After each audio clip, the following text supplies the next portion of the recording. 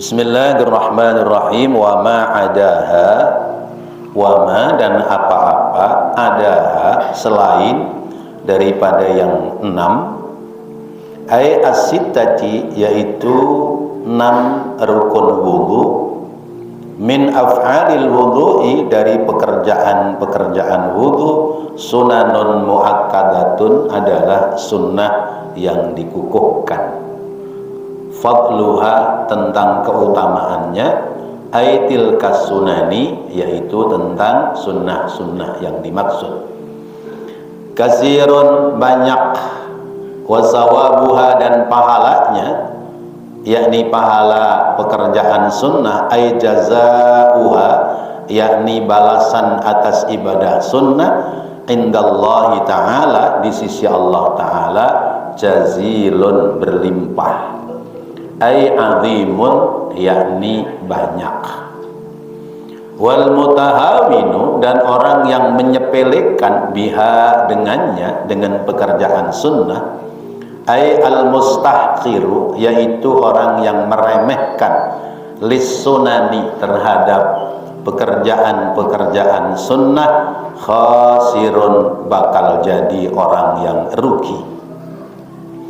Bal huwa bahkan dia, ay al mutahawinu yakni orang yang menyembelihkan itu, bi asli faraidhi terhadap pokok-pokok daripada yang fardu, mukhatirun menjadi orang yang berbahaya, ay musyarrifun ala fasadin yakni mendekati pada kerusakan. Li'anna tahawuna karena bahwasanya orang yang menyepelekan bisunani terhadap pekerjaan sunnah, yu'addi akan mengantarkan ia ila tahawuni kepada menyepelekan bil faraidi terhadap pekerjaan fardu. Bapak dan Ibu yang dirahmati Allah, masih membahas tentang arkanul wudu. Rukun wudu itu ada berapa, masih ingat? Rukun wudu ada 6. Pertama niat, kedua basuh muka, ketiga basuh tangan sampai siku, keempat mengusap sebagian kepala, kelima membasuh kaki sampai mata kaki, keenam tertib berurutan. Nah itu namanya wajibnya wudu. Kalau kita wudu kurang dari 6 pekerjaan yang kita lakukan, maka wudu kita menjadi tidak sah. Memang kita sudah biasa wudu dari kecil, tapi 6 rukun ini harus kita perhatikan, sebab kalau ada yang kurang maka wudu kita menjadi tidak sah. Wa ma adaha selain yang 6 itu hukumnya sunnah. Mana saja, misalnya berkumur wajib apa sunnah? Sunnah. Istinsya menyedot air ke hidung wajib apa sunnah? Sunnah. Lalu kemudian mengusap telinga wajib apa sunnah? Sunnah. Nah itu diantaranya. Lalu kemudian taslis 3 kali wajib apa sunnah? Sunnah. Wajibnya cukup satu kali usapan. Nah itu semua menunjukkan pekerjaan sunnah di dalam ibadah namanya wudu. Sekalipun pekerjaan sunnah jangan kita sepelekan ya. Syekh Nawawi dalam menjelaskan apa yang disampaikan oleh Imam Al-Ghazali, sekalipun itu pekerjaan sunnah jangan kau remehkan, sebab orang yang biasa meremehkan sama yang sunnah biasanya tidak perhatian lagi pada yang fardu. Jadi sunnah itu harus kita perhatikan ya. Misalnya ya, gerakan kita mau berwudu itu ya, ketika kita membuka keran kita baca doa, alhamdulillahilladzi ja'alal ma'a tahura. Segala puji bagi Allah yang telah menjadikan air ini menjadi air suci. Cuci tangan, lalu kemudian baca basmalah, ya. Kemudian mulai kumur-kumur dan seterusnya. Itu adalah kaifiyah berwudu yang sifatnya sunnah tetapi tidak boleh kita tinggalkan. Orang yang menyepelekan pekerjaan sunnah maka dia akan rugi, sebab pekerjaan sunnah itu dia, kata Imam Syafi'i, as-sunnatu hiya ar-ribhatu. Pekerjaan sunnah itu keuntungan buat kita. Jadi kalau kita tidak mengerjakan yang sunnah, berarti kita cuman punya modal wajib.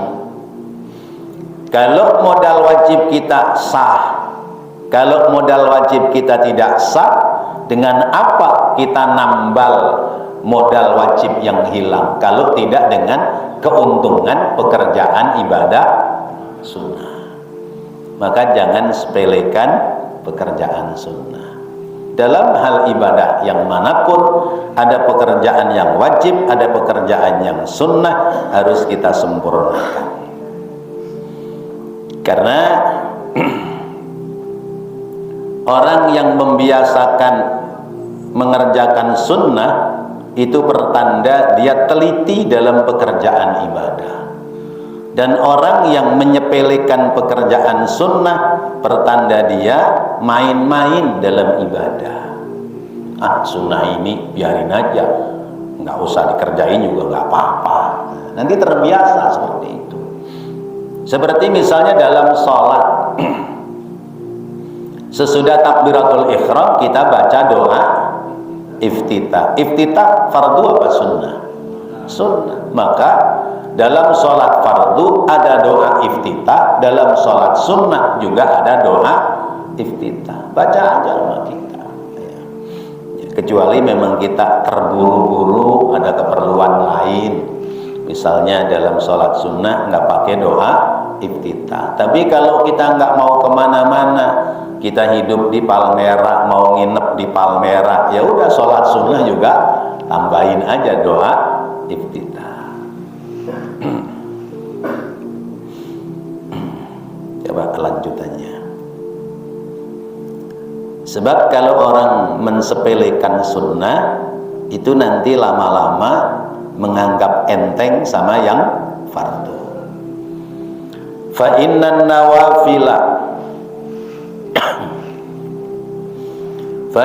nawafila, karena bahwasanya pekerjaan sunnah itu jawabirun, menjadi penambal lil faraidi, pada pekerjaan fardu yang tidak sempurna, ya. Pekerjaan sunnah itu bakal nambal pekerjaan fardu yang kurang. Yakni fa in mata syakhsun, apabila mati seseorang, apabila seseorang meninggal dunia, walam yaf'alil faraidho, dan dia tidak mengerjakan ibadah fardu, minas sholawati, dari pekerjaan ibadah sholatnya, yaqumu, maka makna awalnya yaqumu, berdiri, ya. Di sini diartikan mengganti, ya. Yaqumu, menggantikan, kullu sab'ina, tiap-tiap 70 salat, minan nawafili, dari pekerjaan salat sunnah, maqama raka'atin, kedudukan 1 rakaat, minal fardi, dari pekerjaan salat fardu. Kalau kita masih hidup, itu kalau kita tahu pekerjaan fardu kita ada yang tertinggal, maka segera dibayar dengan pekerjaan fardu yang kita tinggal. Misal tadi siang kita ketiduran, padahal harinya Jumat, mestinya kan sholat Jumat, bangun-bangun udah jam 2, berarti bapak sholat Jumat apa tidak? Tidak. Terus bagaimana cara gantinya sholat Jumat? Maka kita harus segera mengganti dengan sholat duhur sebanyak 4 rakaat sebagai pengganti sholat Jumat. Karena kita ngumpulin orang suruh balik ke masjid sholat Jumat, mana pada mau. Udah kumpul lagi ke masjid, diumumin pengumuman ya, berhubung siapa di sini ya yang tertinggal sholat Jumat ya, berhubung Pak Sugeng tadi tertinggal sholat Jumat, diharapkan datang kembali ke masjid, disiapkan yang hadir saat sholat Jumat kembali, 1 orang dikasih amplop 100.000 rupiah, misalnya begitu. Tapi kayaknya kalau begitu pada datang kali ya. Tapi kan nggak mungkin ya, nggak mungkin. Kalaupun kemudian orang datang sholat Jumat lagi, lah mereka kan sudah sholat Jumat ya. Nah maka kita menggantinya dengan sholat duhur. Tuh segerakan tuh mengganti dengan sholat duhur.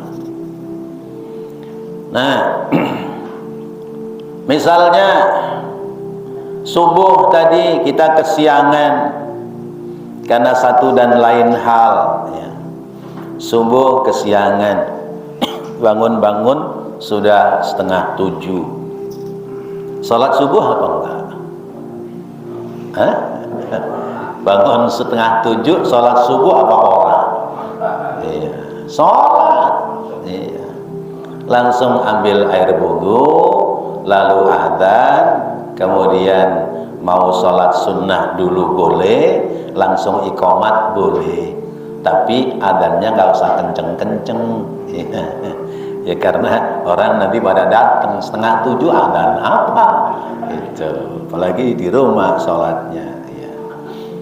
Apakah boleh sholat sunnah qobliyah subuh bagi orang yang kesiangan? Kalau melihat ceritanya Rasulullah itu boleh.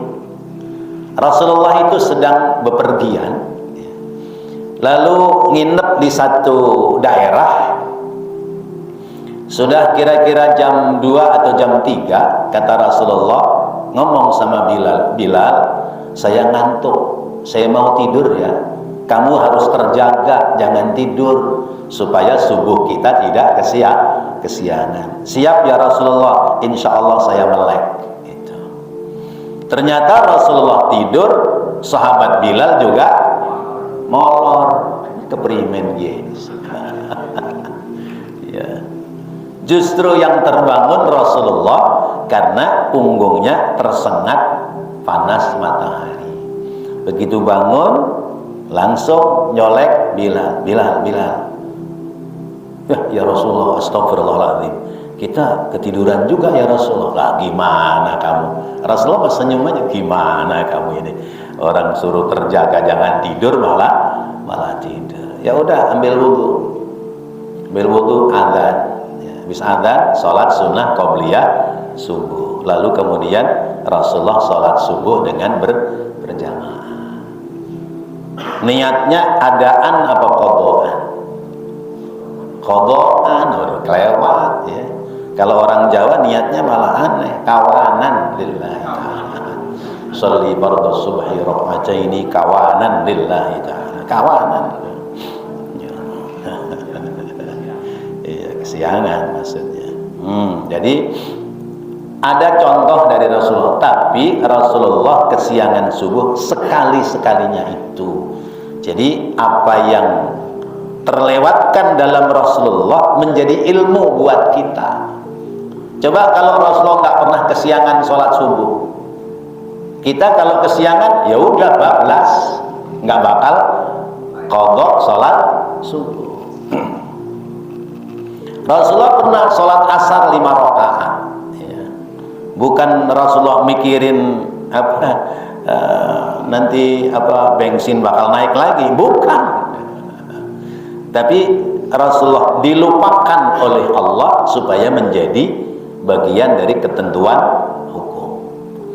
Kalau Rasulullah tidak pernah lupa dalam hitungan rakaat, kalau kita sekarang pada lupa, nambalnya bagaimana? Bayarnya seperti apa? Nah, disitulah maka menjadi ilmu. Jadi kalau kita masih hidup, kita tertinggal yang wajib, segera bayar. Tapi manakala kita sudah meninggal dunia, lalu kita tertinggal mengerjakan yang wajib, maka nanti dibayarnya dengan pekerjaan sunnah. Misal kita pernah meninggalkan puasa Ramadan. Ketika kita meninggalkan puasa Ramadan satu kali, kita belum bayar, maka malaikat akan menghitung 70 puasa sunnah kita. Dalam 70 puasa sunnah baru bisa nambal satu puasa wajib. Kalau dihitungan di sini ya. Kullu sab'ina minan nawafil maqama rak'atin minal fardhi ya. 70 rakaat salat sunnah menduduki satu rakaat salat fardu. Nah sekarang kalau kita tidak pernah salat sunnah, kita pernah meninggalkan salat fardu, dari mana kita membayarnya?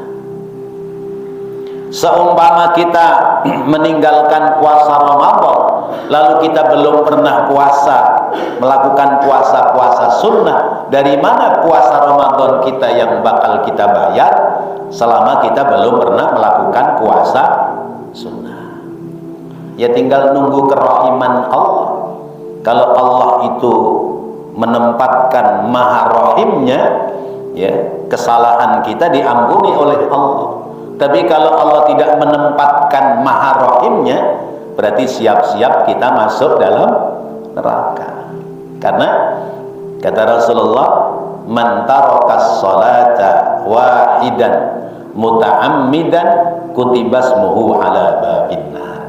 Siapa orang yang meninggalkan salat satu kali dengan sengaja, namanya sudah ditulis di pintu neraka. Oh, Masya Allah.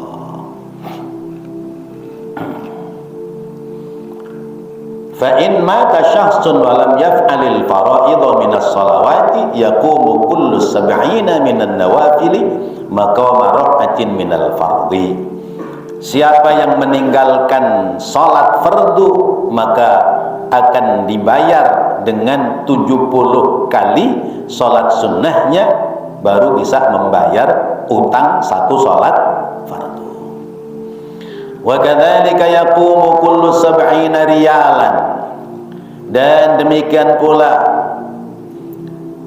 yaqumu menggantikan kullu sab'ina riyalan, tiap-tiap 70 real ya, kita rupiah ya.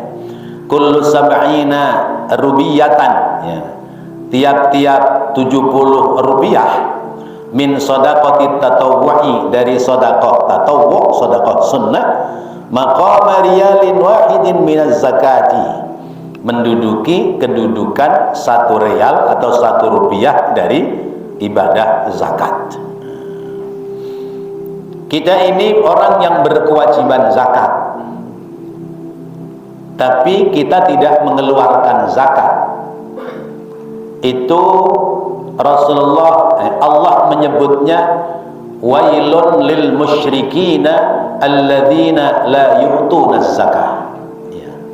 Wail, celaka bagi orang musyrik yang dia tidak mengeluarkan zakat. Jadi orang tidak mengeluarkan zakat terhitung seperti orang musyrik.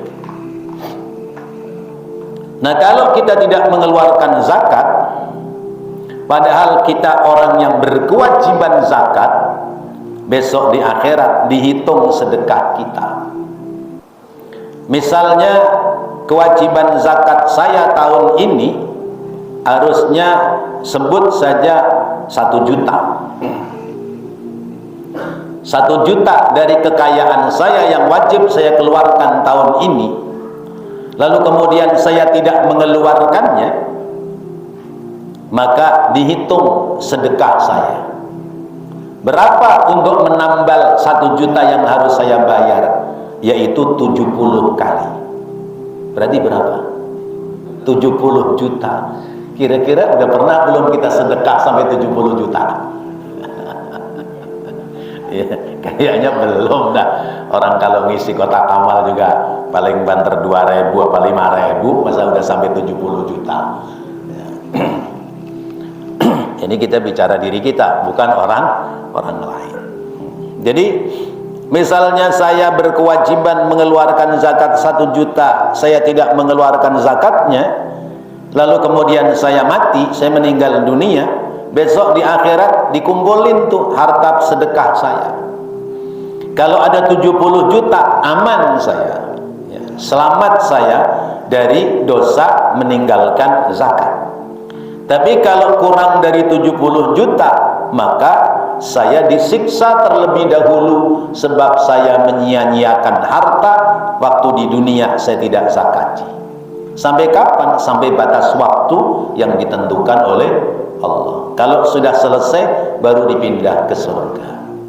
Karena dalam harta orang kaya, dalam harta kita yang berkewajiban zakat, ada harta fakir miskin.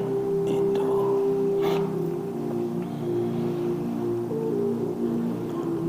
Amma fid dunya, adapun ketika masih di dunia seperti sekarang ini, fala yujbaru, maka tidak bisa ditambal. Fala yujbaru, maka tidak bisa ditambal tarkul faraidi, meninggalkan hal yang wajib, bin nawafili, dengan pekerjaan ibadah yang sunnah. Bal, akan tetapi, la budda, tidak boleh tidak, min fi'liha, yaitu melakukannya. Jadi kalau kita meninggalkan yang wajib, kita masih hidup, maka dibayar dengan kewajiban yang sama.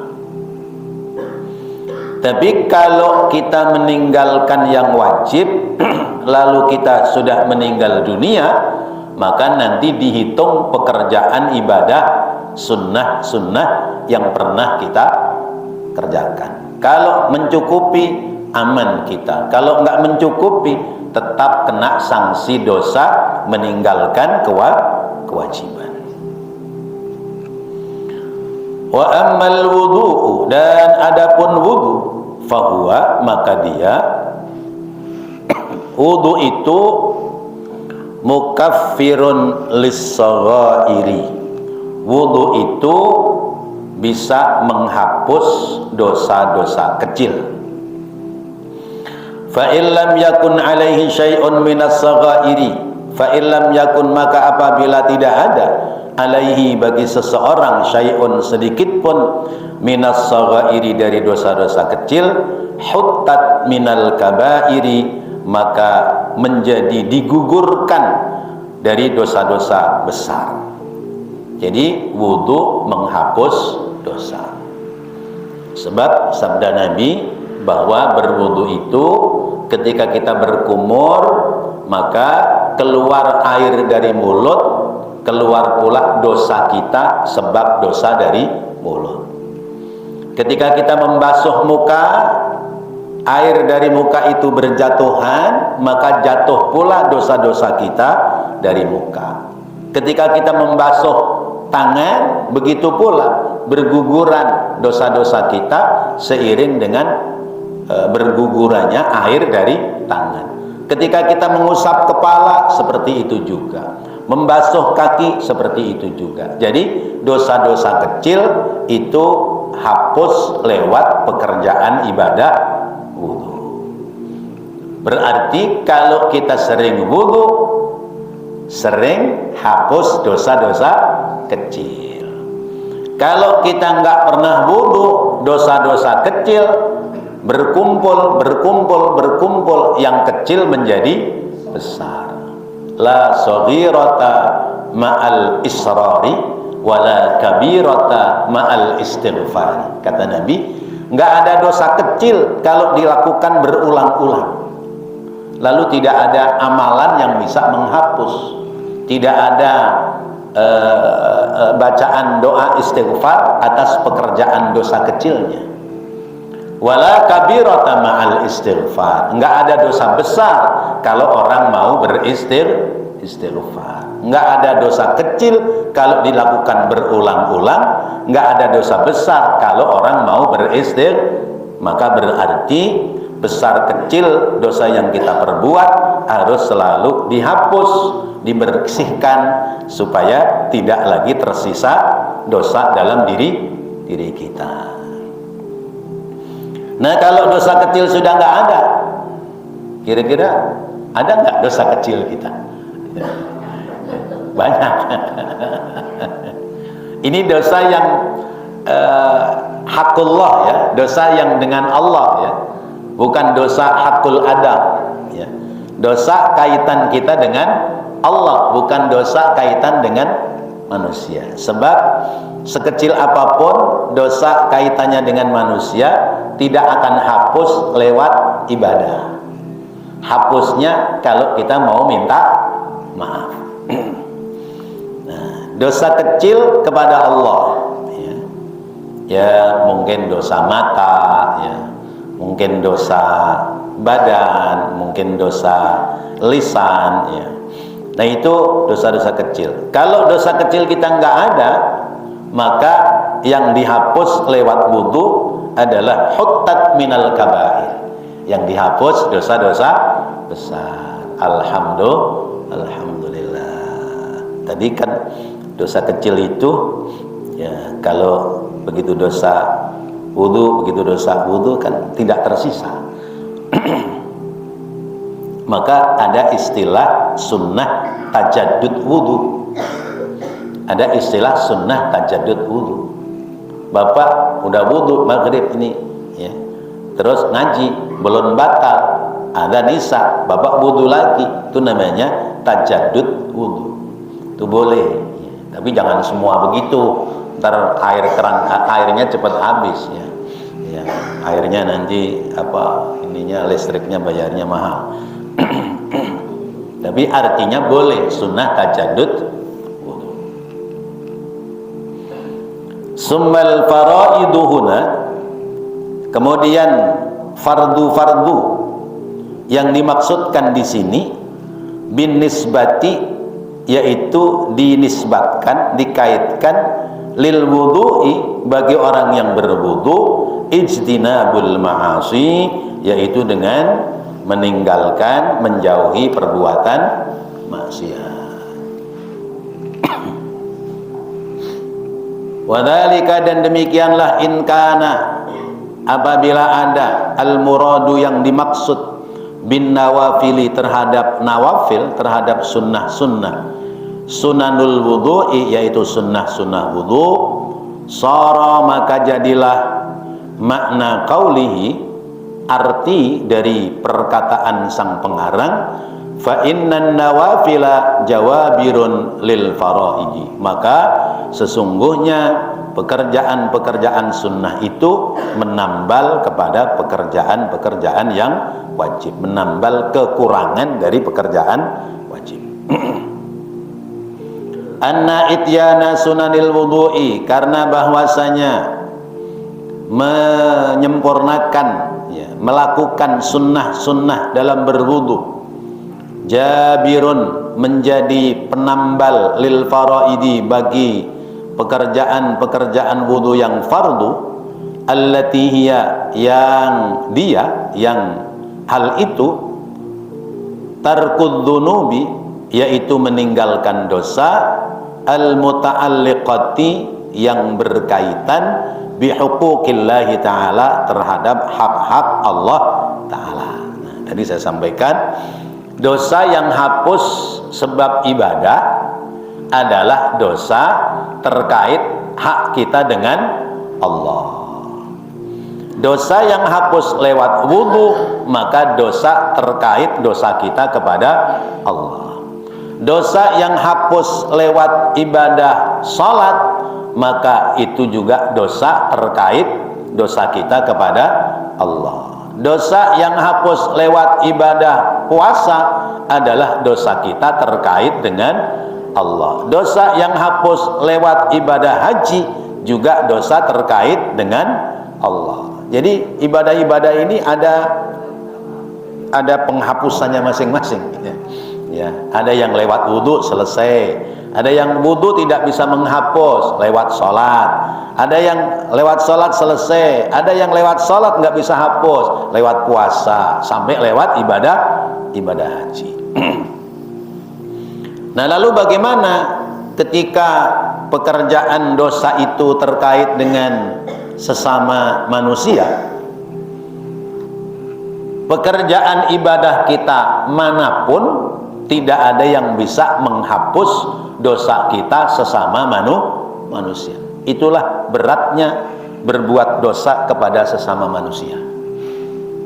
Kalau berdosa kepada Allah ringan, lewat ibadah bisa hapus. Kalau yang rada-rada berat lewat istighfar bisa hapus. Tapi giliran dosa kita kepada sesama manusia nggak ada yang bisa menghapus kecuali kita minta ridho kepada yang dimaksud. Itulah beratnya dosa antar sesama manusia. Maka Allah menciptakan pengadilan negeri akhirat. Allah membuat pengadilan negeri akhirat sesungguhnya adalah untuk mengadili kesalahan dan dosa antar sesama manusia. Jadi lebih banyak terkait dengan pengadilan antar sesama manusia ketimbang pengadilan antar kita dengan Allah Subhanahu wa ta'ala. Kalau pengadilan antar kita dengan Allah ringan, gampang. Kan kita semua kan kunci surga udah pada pegang. Ya? Ya, kunci surga sudah pada pegang. Miftahul jannah la ilaha illallah. Malah kita enggak dikasih kunci neraka. Ada yang dikasih kunci neraka? Enggak kan? Maka berarti pantasnya, layaknya semua ini pada masuk surga. Ya, karena apa? Allah itu Al-Ghafur, Allah Ar-Rahim, Allah Ar-Rahman. Ya, tapi jangan kita jadikan alasan. Allah Maha Pengampun ini, saya mau berbuat maksiat pasti diampuni oleh Allah. Itu namanya cari alasan.